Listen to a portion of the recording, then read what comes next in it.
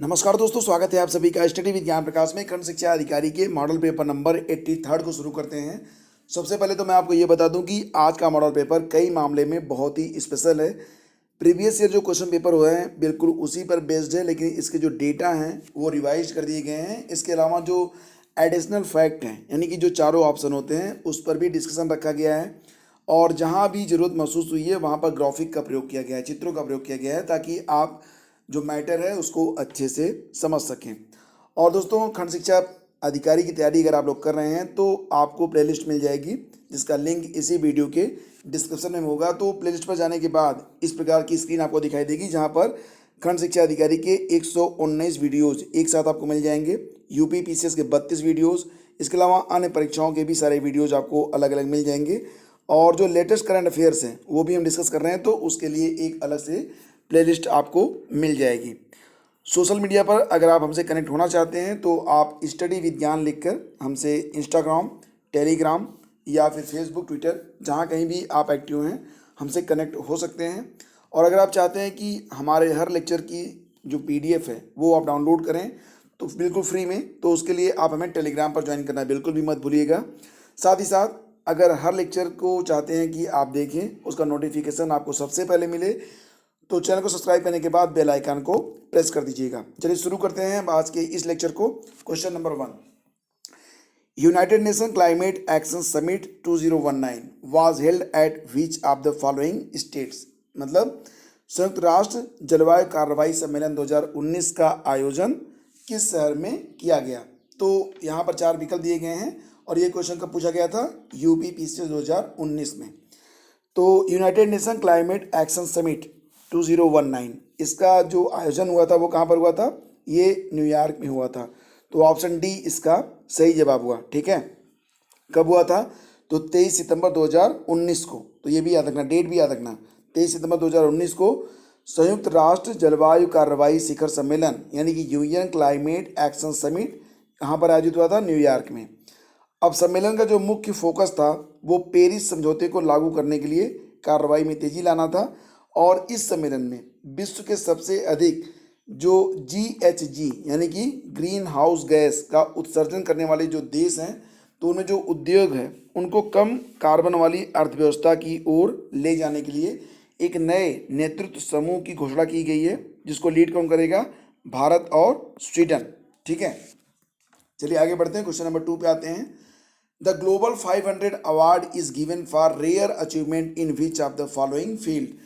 तो ग्लोबल 500 नाम का जो ये पुरस्कार है वह किस क्षेत्र में दुर्लभ उपलब्धि के लिए प्रदान किया जाता है? तो ये होगा क्या? जीन प्रिजर्वेशन, या फिर इन्वायरमेंट कंजर्वेशन, पॉपुलेशन कंट्रोल, या फिर पॉल्यूशन कंट्रोल। तो सही जवाब होगा इसका ऑप्शन बी, यानी कि इन्वायरमेंट कंजर्वेशन के लिए दिया जाता है क्या? ग्लोबल 500 पुरस्कार। और इसी क्रम में एक पुरस्कार और भी दिया जाता है। ठीक है, उसका नाम क्या है? उसका नाम है चैंपियन ऑफ द अर्थ। तो ये पुरस्कार अभी हाल ही में भारत के प्रधानमंत्री नरेंद्र मोदी जी को भी मिला है। तो एक सवाल यहाँ पर बनता है कि ग्लोबल 500 जो अवार्ड है ये किसके द्वारा दिया जाता है? तो ये दिया जाता है किसके द्वारा? UNEP के द्वारा। ये भी आप याद रखना। ठीक है, यूनाइटेड नेशन इन्वायरमेंटल प्रोग्राम। अच्छा, इसकी स्थापना कब हुई थी ये भी आपको पता होना चाहिए। देखिए, जो छोटे छोटे फैक्ट होते हैं वो बिल्कुल आपको पता होना चाहिए, और मैं इसलिए बता देता हूँ कि मुझे पता रहता है कि आपको ये सारी चीज़ें पता रहती हैं, लेकिन रिवीजन ज़रूरी होता है। ठीक है, तो जब आप लेक्चर को देख रहे होते हैं तो मेरा उद्देश्य होता है कि जो आपका रिवीजन है वो भी अच्छे से हो जाए, और एग्ज़ाम में इससे संबंधित कोई भी क्वेश्चन आए तो आप उसको हल कर पाएँ। ऐसा नहीं कि बस एक क्वेश्चन पढ़ा, उसका आंसर पढ़ा और आगे बढ़ गए, ऐसा नहीं। तो UNEP इसका फुल फॉर्म क्या होता है? United Nations Environment Programme. ठीक है, इसकी स्थापना हुई थी 5 जून 1972 को। 5 जून जब क्या मनाया जाता है? विश्व पर्यावरण दिवस। और 2020 की जो थीम रही थी वो भी काफ़ी इंपॉर्टेंट होगी। 2020 की थीम क्या रही थी? बायोडाइवर्सिटी। ठीक है, और UNEP का जो हेडक्वार्टर है वो कहाँ पर है? नैरोबी, केन्या में। और चेयरपर्सन कौन है? ये हैं इंगर एंडरसन। तो इतने बातें आप याद रखिएगा। ठीक है, इसके क्रम में आगे बढ़ते हैं। अगला क्वेश्चन है कि लघु उद्योगों यानी कि स्मॉल स्केल सेक्टर के लिए बनी निम्न समितियों को कालानुक्रम में व्यवस्थित कीजिए।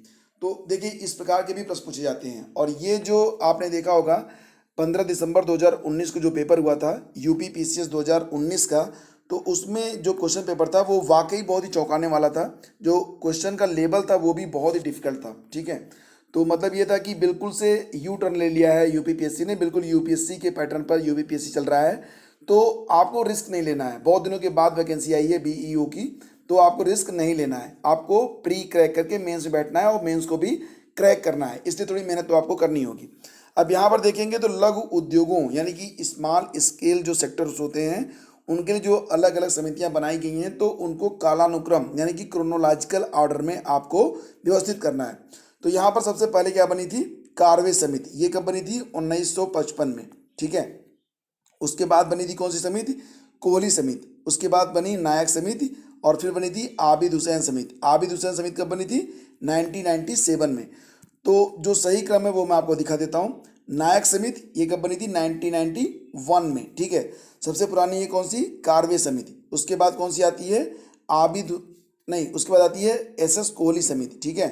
तो सबसे पहले कार्वे समिति 1995, फिर बनी कोहली समिति 1987, फिर बनती है नायक समिति 1991 और अभी सबसे हाल में बनी थी, हालांकि 20 साल ज़्यादा हो गए, आबिद हुसैन कमेटी, ठीक है। ये कब बनी थी, 1997 में। तो ये जो सीक्वेंस है इसको भी आप याद रखा करिए, ठीक है।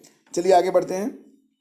India's rank in the global hunger index यानी कि GHI इन 2017। अब एक क्वेश्चन यहाँ पर देखिए, ये परीक्षा जब हुई थी, ये देखो यूपीपीसीएस 2019 का प्रश्न है। ये परीक्षा कब हुई थी, 15 दिसंबर 2019 को। और जो GHI इंडेक्स होता है यानी ग्लोबल हंगर इंडेक्स होता है वो लगभग अक्टूबर या नवंबर के महीने में जारी होता है, ठीक है। जैसे कि 2020 का जो इंडेक्स आएगा वो कब आएगा, अक्टूबर या नवंबर में आएगा। तो ये जो था मतलब इंडेक्स जो था 2019 का आ चुका था, उसके बाद ये क्वेश्चन पेपर बना है, लेकिन फिर भी उसके 2 साल पहले 18 का भी नहीं पूछा, 2017 का पूछ लिया है। ये है यूपीपीएससी का पैटर्न, तो इसी को आपको समझना है, ठीक है। तो यहाँ पर मैं आपको 2017, 2018, 2019 तीनों को बता देता हूँ ताकि इस बार अगर ये क्वेश्चन रिपीट होता है तो आप उसको सही सही हल कर पाओ। तो वैश्विक भूख सूचकांक 2017 में भारत की रैंक क्या थी, 100, ठीक है, ऑप्शन ए। अच्छा एक बात और भी, कभी कभी ये भी पूछा जा सकता है कि ग्लोबल हंगर इंडेक्स यानी कि GHI को जारी कौन करता है। तो 2 एनजीओ हैं, इनका नाम क्या है, एक का नाम है आयरलैंड का एनजीओ है, इसका नाम है कंसर्न वर्ल्ड वाइड, और दूसरा जो एनजीओ है वो कहाँ का है, वो जर्मनी का है। आयरलैंड और जर्मनी के एनजीओ हैं दोनों मिलकर ग्लोबल हंगर इंडेक्स को जारी करते हैं, ठीक है। तो एक आयरलैंड का हो गया कंसर्न वर्ल्ड वाइड, दूसरा क्या हो गया, वेल्थरना लाइफ, ठीक है। तो ये है जर्मनी का एनजीओ। और जो इंडिया की रैंक है वो भी ध्यान से देख लीजिए, 2017 में रही थी कितनी, 100, ठीक है। और 2018 में हो गई 103 और 2019 में हो गई थी 102। अब आपके दिमाग में आ रहा होगा कि 2020 में कितनी है, तो ये इंडेक्स अभी जारी नहीं हुआ, ये अक्टूबर नवंबर में आएगा, तब आप इसे अपडेट कर लेना, ठीक है। चलिए आगे बढ़ते हैं। अच्छा याद हो गया आपको, 2017 में 100, 2018 में 103, फिर उसके बाद 102, तो 100, 103, 102 याद रखना। और इसे जारी कौन करता है, कंसर्न वर्ल्ड वाइड आयरलैंड, और वेल्थंडर लाइफ ये है जर्मनी का, ठीक है। चलिए आगे बढ़ते हैं। क्वेश्चन है कि cross border oil pipeline inaugurated by PM Modi in September 2019। तो सितंबर 2019 में भारत के प्रधानमंत्री नरेंद्र मोदी और नेपाल के प्रधानमंत्री ने मिलकर एक सीमा पार तेल पाइपलाइन का उद्घाटन किया। अब दक्षिण एशिया में अपने प्रकार की ये पहली पाइपलाइन है, ये भी आप याद रखना। तो ये जो है किन 2 शहरों को जोड़ेगी, तो मोतिहारी को जोड़ेगी। मोतिहारी कहाँ पर है, मोतिहारी इंडिया में बिहार में है। और जोड़ेगी किसको, आमलेगंज। आमलेगंज कहाँ में है, तो ये है नेपाल में, ठीक है।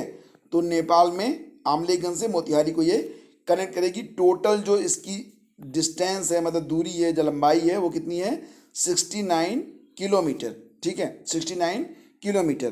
तो ऑप्शन ए इसका सही जवाब। अब आगे बढ़ते हैं, आपको बता दें कि प्रधानमंत्री नरेंद्र मोदी और नेपाल के प्रधानमंत्री KP शर्मा ओली ने 10 सितंबर को इसका उद्घाटन किया था। और यह पाइपलाइन क्या होगी, मोतिहारी से नेपाल के अमलेखगंज तक जुड़ेगी और इसकी कुल लंबाई है 69 यानी कि 69 किलोमीटर। और ये जो पाइपलाइन है ये 2 मिलियन मीट्रिक टन प्रतिवर्ष की सप्लाई कराएगी, ठीक है। तो ये सारे पॉइंट्स यहाँ पर काफ़ी इंपॉर्टेंट हैं। अब आगे बढ़ते हैं। Jaipur was listed as world heritage site by the UNESCO. अब आपके मन में एक सवाल पहले से ही आना चाहिए कि जयपुर से पहले भी क्या कोई सिटी है जिसे जो है वर्ल्ड हेरिटेज साइट के रूप में यूनेस्को ने शामिल किया है? जी हाँ, ये सिटी है अहमदाबाद। अहमदाबाद के बाद जयपुर भारत की दूसरी सिटी बनी है जो कि वर्ल्ड हेरिटेज साइट में यूनेस्को के द्वारा शामिल की गई है। अब यहाँ पर जयपुर को 43वां सत्र में शामिल किया गया था विश्व धरोहर समिति के द्वारा। तो यूनेस्को का जो 43वां सत्र हुआ था उसमें विश्व धरोहर समिति के अंतर्गत किसको शामिल किया गया? जयपुर शहर को। ठीक है, तो आपको क्वेश्चन यहाँ पर यह पूछा गया था कि यूनेस्को विश्व धरोहर समिति द्वारा इसके किस शहर में संपन्न हुए 43वें सत्र में जयपुर को विश्व धरोहर स्थल के रूप में सूचीबद्ध किया गया? तो ये था बाकू अजरबैजान। तो ऑप्शन ए याद रखना। ठीक है, बाकू अजरबैजान। अब यूनेस्को के बारे में भी जान लीजिए, मान लेते हैं कि क्वेश्चन पूछा जाए तो यूनेस्को के बारे में। यूनेस्को का फुल फॉर्म क्या है? United Nations Educational Scientific and Cultural Organization, ये इसका फुल फॉर्म है। कई बार रिपीट होता था पहले, अब तो नहीं पूछा जाता क्योंकि अब प्रश्नों को जो पूछने का पैटर्न है वो थोड़ा सा बदल रहा है। जो पुराने टाइप के क्वेश्चन पूछे जाते थे डायरेक्टली, अब वो नहीं पूछे जा रहे हैं, आपसे कुछ अलग प्रकार के जो डिमांड की जाती है। तो वो कौन कौन से डिमांड होते हैं ये आप देखेंगे, वीडियो और देख रहे हैं तो आपको पता चल रहा होगा। तो देखिए यूनेस्को की स्थापना कब हुई? एक क्वेश्चन तो यही बन सकता है कि ये स्थापना हुई थी 4 नवंबर 1945 को। हेडक्वार्टर इसका कहाँ पर है? पेरिस फ्रांस में। और इसके डायरेक्टर जनरल कौन है? ये हैं एंड्रयू अजोले। तो यहाँ पर यूनेस्को के जो डीजी हैं उनके नाम को याद रखना और हेडक्वार्टर को याद रखना। ठीक है, अब देखो यहाँ पर वास्तुकला की शानदार विरासत और जीवन संस्कृति के लिए मशहूर ऐतिहासिक शहर जयपुर ने 2019 में यूनेस्को की विश्व धरोहर स्थल में अपनी जगह बनाई है। अहमदाबाद के बाद जयपुर दूसरा शहर बन गया। ठीक है, चलिए आगे बढ़ते हैं। The newly appointed managing director of IMF के न्यूली अपॉइंटेड मैनेजिंग डायरेक्टर कौन है? ये क्वेश्चन भी पूछा गया था कब? यूपीपी से 2019 में। तो ये हैं क्रिस्टलिना जॉर्जीवा, यानी कि ऑप्शन ए यहाँ पर सही जवाब है। तो ऑप्शन बी क्या है? क्रिस्टीन लैगार्ड के बारे में क्या आप जानते हैं? आपने जरूर सुना होगा, बहुत ही चर्चित हस्ती हैं ये क्रिस्टीन लैगार्ड। तो ये कौन है? ये है प्रेसिडेंट किसके? यूरोपियन सेंट्रल बैंक के। तो दोनों याद रखना आप। ठीक है, IMF की स्थापना हुई थी कब? 27 दिसंबर 1945 को। इसका मुख्यालय कहाँ पर है? वाशिंगटन DC में। और क्रिस्टलिना जॉर्जीवा क्या है? इसकी अध्यक्ष हैं। और क्रिस्टीन लेगार्ड कौन है? ये president European central bank. Next question, Bharat सरकार द्वारा 10 अक्टूबर 2019 को प्रतिभाशाली बच्चों के कौशल समृद्धि के लिए प्रोत्साहन हेतु शुरू किए गए कार्यक्रम का नाम क्या है? तो ये क्वेश्चन भी काफ़ी इंपॉर्टेंट है। The national programme launched by Indian government to encourage talented children to enrich their skills. तो इसका नाम रखा गया था ध्रुव। ठीक है, क्या नाम रखा गया था? ऑप्शन सी, इसका नाम क्या रखा गया था? ध्रुव। ठीक है, और आपको बता दें कि केंद्रीय मानव संसाधन विकास मंत्री श्री रमेश पोखरियाल निशंक, जो कि वर्तमान में भी हैं, उन्होंने 10 अक्टूबर 2019 को ये तस्वीर आप देखिए। तो ये जो हुआ था सम्मेलन, वो कहाँ पर हुआ था? ये बेंगलुरु में हुआ था, भारतीय अंतरिक्ष अनुसंधान संगठन यानी कि इसरो के कैंपस में। ठीक है, अब यहाँ पर एक सवाल और भी बनता है आपका, क्या बनता है? इसरो के बारे में भी आपको पता होना चाहिए। अच्छा बताइए कि इसरो की स्थापना कब हुई थी? तो आप जानते होंगे इसरो की स्थापना हुई थी 15 अगस्त सन 1969 को। और वर्तमान में इसके जो अध्यक्ष हैं उनका नाम क्या है? उनका नाम है कैलासा वदीवु शिवन, जिनको कहते हैं आप K. शिवन। ठीक है, अब यहाँ पर देखिए 2 लिस्ट आ गई। अब दोनों को क्या करना है? आपको मैच कराना है, मैच द फॉलोइंग लिस्ट। और उसके बाद यहाँ पर कोड दिया गया है, तो इस कोड के हिसाब से इसको क्या करना है? आपको चुनना है कि कौन सा कोड यहाँ पर सही है। तो Thomas Cook, Greta Thunberg, doctor Usha Kiran और कैरी लैम, तो ये कौन है? तो इनके बारे में जानते हैं। थॉमस कुक एक बहुत ही प्रसिद्ध पर्यटन कंपनी थी जो कि पिछले वर्ष यानी कि सितंबर 2019 में बंद हो गई। तो ये पर्यटन कंपनी यानी कि British tour and travel company थी। तो ये क्या हो गया? ए का हो गया आपका 4। ठीक है, उसके बाद ग्रेटा थनबर्ग। तो ग्रेटा थनबर्ग ये क्या है, ये इन्वायरमेंटल एक्टिविस्ट हैं, ठीक है, यानी कि बी का 3। अब आते हैं सी पे, डॉक्टर उषा किरण, ये क्या है, recipient of Bharat Bharati award. तो भारत भारती अवार्ड को इन्होंने प्राप्त किया है, तो पहला हो गया। अच्छा, इनको मिला कब था, तो भारत भारती अवार्ड दिया गया था 2018 में, किसको, डॉक्टर उषा किरण को, ठीक है। और इसके पहले 2017 में किसको दिया गया था, रमेश चंद्र शाह को, ठीक है, दोनों याद रखना आप। उसके बाद आता है डी, डी में क्या बचता है, कैरी लैम, तो एक ही ऑप्शन है, यानी कि हांगकांग के ये लीडर है। तो 4 3 1 2, तो ऑप्शन डी हमारा यहाँ पर करेक्ट विकल्प बनेगा, ठीक है।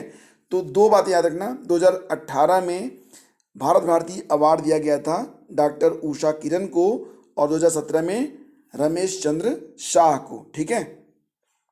और इसी क्रम में आगे बढ़ते हैं। वर्ष 2019 में अर्थशास्त्र का नोबेल पुरस्कार दूसरी बार किसी महिला को दिया गया। हालांकि सिंगल नहीं दिया गया था, 3 लोगों को मिलाकर दिया गया था, लेकिन इस सम्मान से सम्मानित होने वाली पहली महिला कौन थी, ये क्वेश्चन यहाँ पर बन रहा है। तो 2019 में किसको किसको मिला था, ये मैं आपको बता रहा हूँ, अगर आप जानते हैं तो कमेंट करके बताइए। लेकिन पहली बार इस सम्मान को प्राप्त करने वाली जो महिला हैं, उनका नाम क्या है, एलिनोर ओस्ट्रम, एलिनोर ओस्ट्रम, ठीक है। और बात करते हैं 2019 की, तो अर्थशास्त्र के क्षेत्र में भारतीय मूल के अभिजीत बनर्जी, उनकी पत्नी एस्टर डुफ्लो और माइकल क्रेमर को वैश्विक गरीबी खत्म करने के प्रयोग, जो उनका रिसर्च है, उसके लिए नोबेल पुरस्कार से सम्मानित करने का ऐलान किया गया था। और पहली महिला जो प्राप्त की थी अर्थशास्त्र का नोबेल, उनका नाम था एलिनोर ओस्ट्रम, ठीक है। सितंबर 2019 में जल शक्ति मंत्रालय द्वारा शुरू की गई ग्रामीण स्वच्छता रणनीति किस अवधि से संबंधित है। तो सबसे पहले बात करेंगे जल शक्ति मंत्रालय के बारे में। जल शक्ति मंत्रालय यह एक नवगठित मंत्रालय है, जिसकी स्थापना कब हुई थी, मोदी सरकार 2.0 में इसकी स्थापना की गई। और ये 2 मंत्रालयों को एक साथ मर्ज करके बनाया गया। और ये दोनों मंत्रालय कौन थे, ये मंत्रालय हैं कौन से, water resources, river development and the Ganga reservation. और दूसरा मंत्रालय था ministry of drinking water and sanitization. तो ये 2 मंत्रालय हैं जिनको जोड़कर एक मंत्रालय बना दिया गया है, कौन सा, जल शक्ति मंत्रालय। और इसका गठन कब हुआ था, मई 2019 में। और जल शक्ति मंत्री कौन है, तो ये हैं गजेंद्र सिंह शेखावत, गजेंद्र सिंह शेखावत, जो कि सांसद हैं कहाँ से, जोधपुर से, ठीक है। तो यहाँ पर क्वेश्चन क्या है कि सितंबर 2019 में जल शक्ति मंत्रालय द्वारा शुरू की गई ग्रामीण स्वच्छता रणनीति किस अवधि से संबंधित है। तो सितंबर 2019 में शुरू हुई है, तो याद रखना ये 10 वर्ष के लिए शुरू की गई है, 10 वर्ष, यानी कि कब तक चलेगी, 2029 तक। तो ऑप्शन बी इसका सही जवाब हो गया, ठीक है। अगला क्वेश्चन है, India aims to achieve land degradation neutrality by the year. तो भारत द्वारा भूमि क्षरण तटस्थता प्राप्त करने का लक्ष्य रखा गया है। एक्चुअली में यह एक इंटरनेशनल लक्ष्य है, जिसका जो है एक तरीके से शुभारंभ कब हुआ था, 2011 में। 2011 में जब बान सम्मेलन हुआ था, बान जर्मनी का एक शहर है, बान सम्मेलन, तो वहाँ पर लैंड डिग्रेडेशन के बारे में बात हुई थी। उसके बाद 2015 में एक सम्मेलन और हुआ था, कहाँ पर हुआ था, पेरिस में, जिसमें भारत ने अपनी प्रतिबद्धता जो थी वो जताई थी कि वो भूमि क्षरण तटस्थता को शीघ्र ही प्राप्त करने की कोशिश करेगा। तो भारत ने इसके लिए 2 लक्ष्य घोषित किए हैं। पहला लक्ष्य प्राप्त होगा 2020 में, दूसरा प्राप्त होगा 2030 में। तो यहाँ पर सही जवाब क्या होगा, ऑप्शन बी, यानी कि जो कंप्लीट हमारा जो टारगेट है वो हम अचीव कर लेंगे 2030 तक। तो यहाँ पर मैं आपको बता दूँ, भूमि क्षरण तटस्थता यानी कि लैंड डिग्रेडेशन न्यूट्रलिटी के लिए भारत का लक्ष्य जो होगा वो 2030 तक पूरा होगा। भारत ने वर्ष 2020 तक 13 मिलियन हेक्टेयर और उसके बाद 2030 तक 8 मिलियन हेक्टेयर भूमि पर वनस्पतियां उगाने की प्रतिबद्धता व्यक्त की है, ठीक है। चलिए आगे बढ़ते हैं। अब क्वेश्चन है कि विच जियोसिंक्रोनस सैटेलाइट लॉन्च व्हीकल, यानी कि जियोसिंक्रोनस उपग्रह प्रक्षेपण यान का प्रयोग किया गया था किसके लिए, चंद्रयान 2 को प्रक्षेपित करने के लिए। क्वेश्चन क्या है, चंद्रयान 2 अंतरिक्ष यान को प्रक्षेपित करने के लिए इसरो द्वारा किस जियोसिंक्रोनस उपग्रह प्रक्षेपण यान यानी कि GSLV का प्रयोग किया गया था। तो ये है आपका, ठीक है। और इसका नाम क्या है, ये है GSLV MK3 M1, तो ऑप्शन ए इसका सही जवाब हो गया, ठीक है। और इंडियाज जियो सिंक्रोनस सैटेलाइट लॉन्च व्हीकल नाम दिया गया इसको GSLV MK3 M1, और इसे जो है सक्सेसफुली लॉन्च किया गया था कब? 22 जुलाई 2019 को। अच्छा, यहाँ पर दो बातें और भी आप याद रखना, एक होता है पेरीज, दूसरा होता है अपोजी। पेरीज और अपोजी ये दो टर्म है। पेरीज क्या होता है? नियरेस्ट पॉइंट टू अर्थ, और अपोजी क्या होता है? सबसे दूर वाला point, farthest point of the earth. तो जो नियरेस्ट पॉइंट है वो कितना होता है? 169.7 किलोमीटर, और फारदेस्ट कितना है? 45,475 किलोमीटर। समझ गए आप? और इसको लॉन्च कहाँ से किया गया था? सतीश धवन स्पेस सेंटर से, जो कि हरिकोटा में स्थित है, ठीक है। अब क्वेश्चन नंबर 14, इंडियाज लार्जेस्ट चरखा। इंडिया का एक बहुत बड़ा चरखा है, हालांकि ये एक प्रतीक चरखा है, इसे कोई चलाएगा नहीं। आप देख रहे हैं कि भैया कौन चलाएगा इसको, ठीक है। और इसका जो इनाग्रेशन हुआ था वो किसने किया था? यूनियन मिनिस्टर स्मृति ईरानी ने इसका जो है इनाग्रेशन किया था। इसके बारे में 2 पॉइंट यहाँ पर दिए गए हैं, बताइए कि दोनों के बारे में कौन कौन से आप सही मानते हैं। भारत के सबसे बड़े चरखे के बारे में बताइए। इसका उद्घाटन नोएडा में हुआ, क्या ये सही है? हाँ, ये बिल्कुल सही है, और यह उपयोग किए हुए प्लास्टिक कचरे से बना है। तो 1 और 2 यहाँ पर दोनों सही हैं, ठीक है।